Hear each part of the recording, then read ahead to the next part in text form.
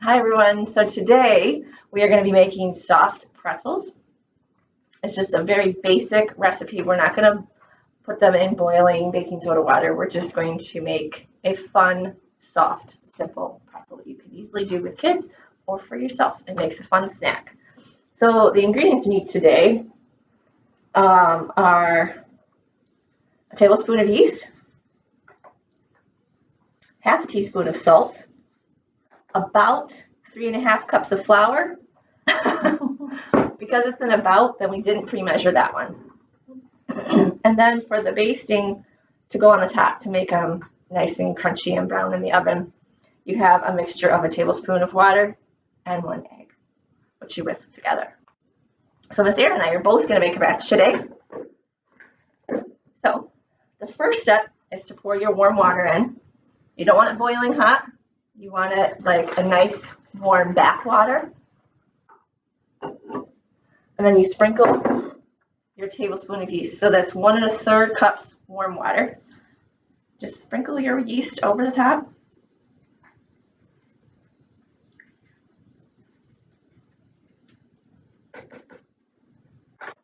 So you'll also need a tablespoon of granulated sugar.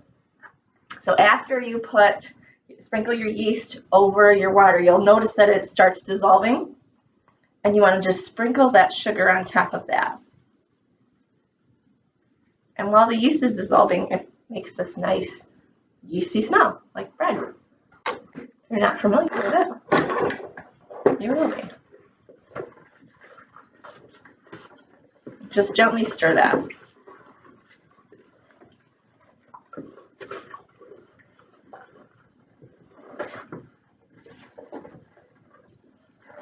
So once that's totally dissolved, it will be a murky, khaki color in the water. You shouldn't see any granules of the yeast left at all. It's usually a pretty fast process. So if your yeast is just floating on the top or just sinking to the bottom and staying solid in those granules, then that means your water is just not warm enough. Okay? So now that that's totally dissolved, we're going to each add a cup of flour. Just a cup to start. I'm just going to stir that in.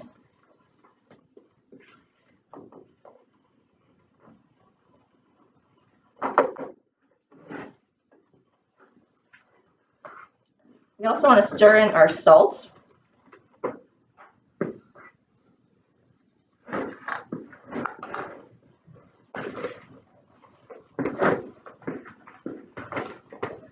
Now the yeast that Miss Erin and I are using is active dry yeast, which is important. So now that that's all stirred in and smooth, we're going to add just enough flour and add a cup at a time to make that a workable dough. It'll be sticky still, but it'll be workable. So we'll be able to take it out of the bowl, put it on the floured surface, and knead it. You can always add more flour as you need.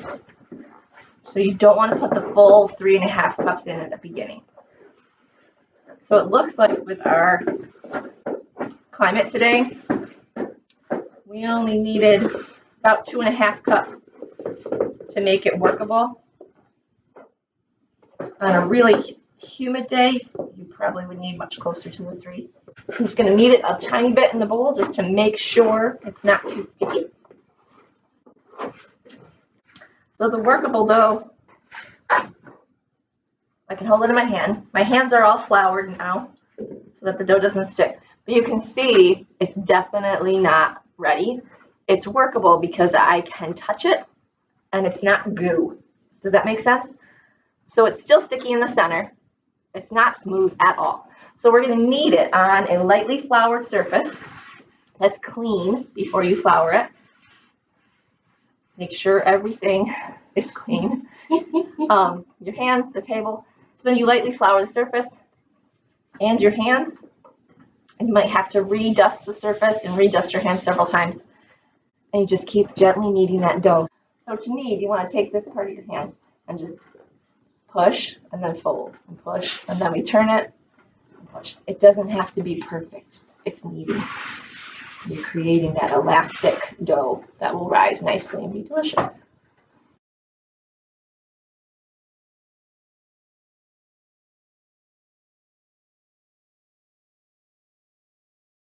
Takes about 5 minutes, so not too long.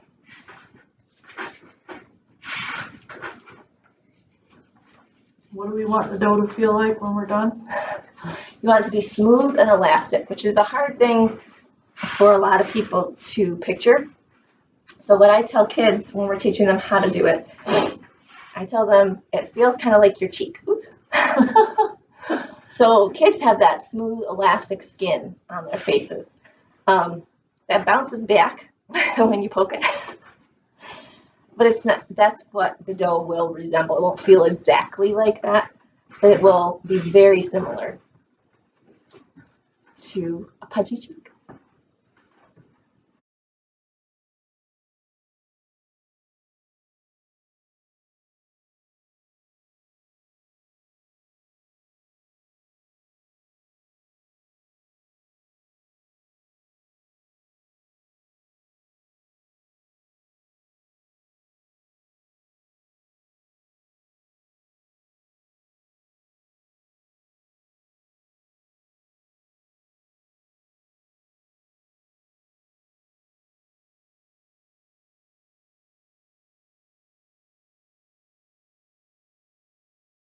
So you can tell it's smooth and elastic. It's not sticking to my hands anymore. I did go and wash my hands to get all the extra little bits of dough to make sure that it wasn't sticking. It also won't stick to the table anymore. I can push it around the table and there's some friction, so it's not over floured. So I can roll it and it has friction on the table, but it doesn't stick. Does that make sense? So then after this is just the shaping. So depending on how big you want your pretzel to be, I generally pinch off about a ping pong ball size, ping pong golf ball, about like that. You can make them smaller if you want. If you make them much bigger than that, then they take a lot longer to bake. And you also want to remember that the more depth or thickness to the dough, the longer it's going to take to bake. So if you want to make really thick ones, you want to use a lower temp and bake them for longer.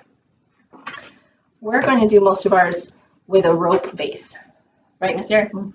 My kids call it a snake. But you roll it out, just evenly start from the center and work your way out. You make a nice rope. And you can make a basic pretzel shape with that, which is bringing it up around, crisscrossing twice, and then laying it down. Does that make sense? That's your basic pretzel. And then you just lay that on a greased cookie sheet, or you can put parchment paper on it. Either one, we decided to use spray today.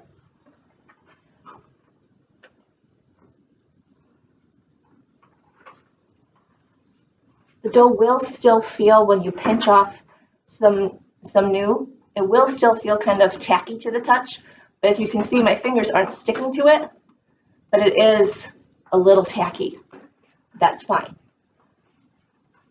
We're just going to keep shaping these. You don't have to make a basic pretzel shape. You can do braids, twists. We've even done bugs and snowmen and letters. I mean, we've done whatever shape my kids want to make.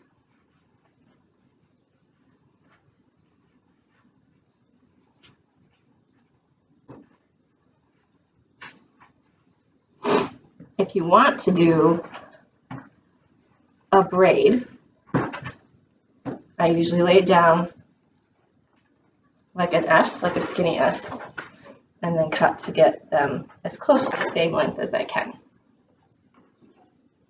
You just connect those ends and overlap like you're braiding here. And then tuck the ends underneath. Yep.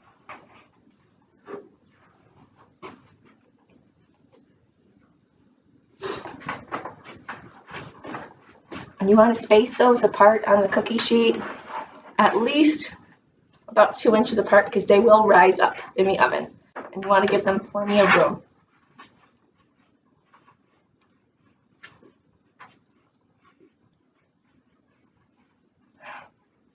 While you're shaping these, your oven should be preheating. to 400 to 450 degrees. That just depends on how crispy you want that outside to be. So like a 425 degree oven will give you a much more bread-like pretzel, and a 450 will give you a nice crunch on the outside with a soft center. If you want to do a twist, that's one of the easiest ones. You just roll out that dough, twist it. One of my favorites.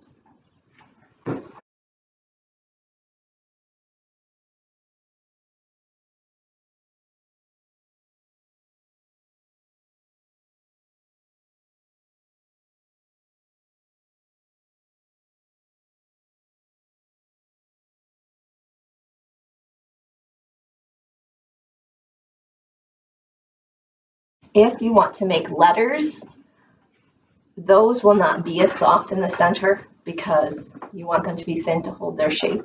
So they'll be more like a crunchy pretzel when you're done. But still fun if you want to try it.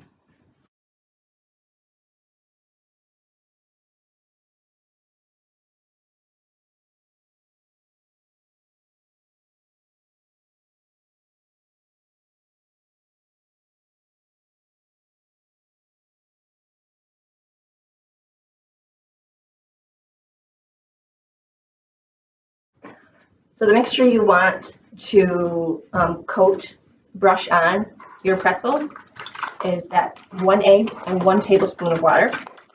Just whisk them together. We're using a fork today. We don't have a little whisk, but forks work great.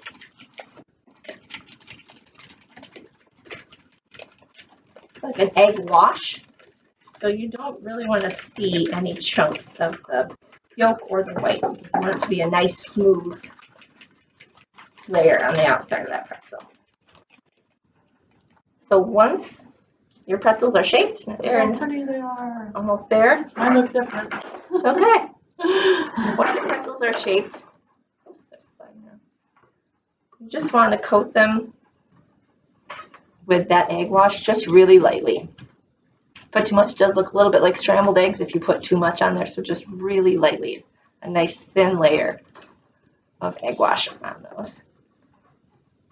And then you can sprinkle them with kosher salt, or you can leave them with just the egg wash and put cinnamon sugar on them after they come out of the oven. Like you can coat them with just a little bit of butter and then cinnamon sugar. That tastes yummy if you want a dessert pretzel. We might do some of each today, to be honest. My first ones are just going to have the salt. Kosher salt is the salt that has the thicker granules. Just want to take a pinch and sprinkle it on.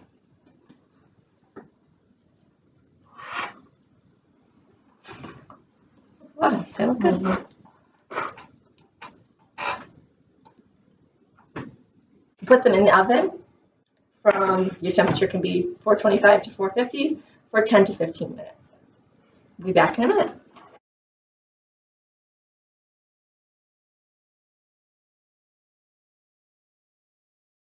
So everything is completed. We've done them at different temperatures with different toppings. So this one was done at 425 for about 10 minutes, right? It's completely cooked. It's nice and fluffy in the center. It just doesn't have, it's softer on the outside as well. This one was baked for about 13 minutes at 450, and it has a kosher salt, an egg wash. This one was at 425 for about 15 minutes. And that has the cinnamon, sugar, and butter topping. So different ways to make the same dough. We hope that you love that and have a good weekend.